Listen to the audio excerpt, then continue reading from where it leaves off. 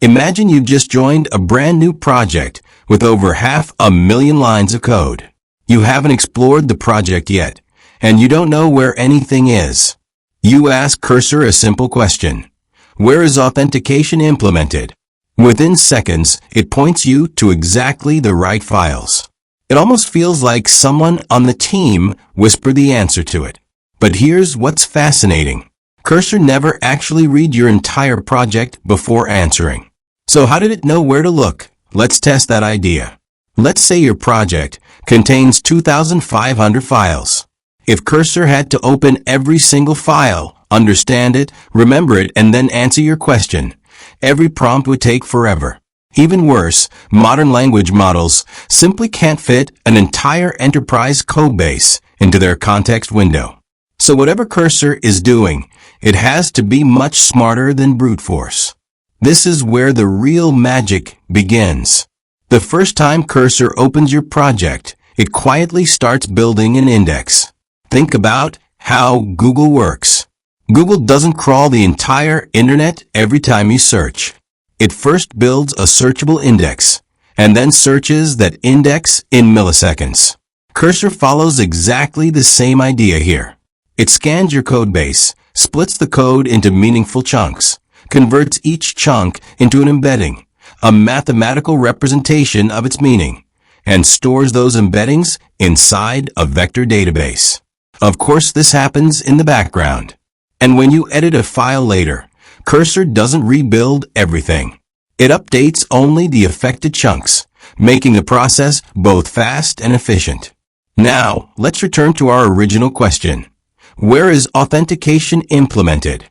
Cursor doesn't compare English directly with code. First, it converts your question into an embedding using the same embedding model.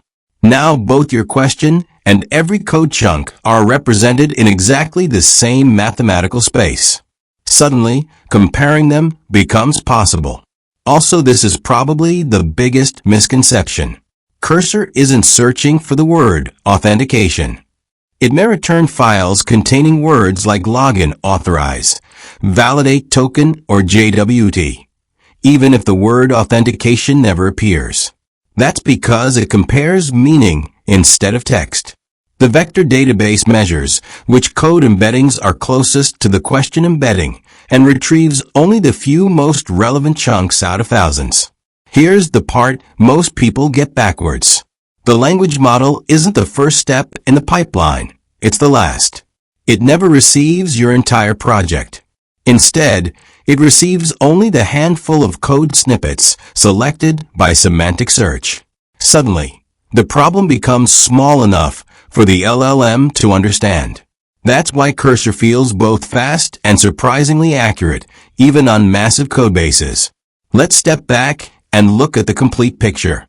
Cursor doesn't magically understand your entire codebase. First, it builds a searchable index of your project. Then, every time you ask a question, it retrieves only the most relevant pieces of code.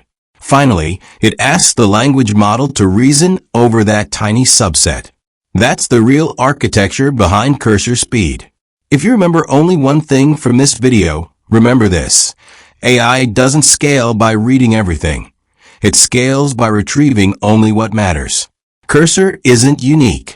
Notebook LM, GitHub Copilot, Perplexity, and many modern AI applications all follow the same architectural pattern.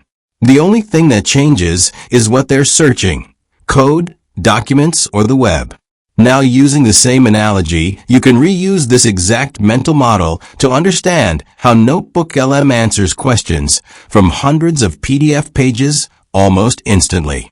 Hope you enjoyed the sketch. I'll see you in the next one.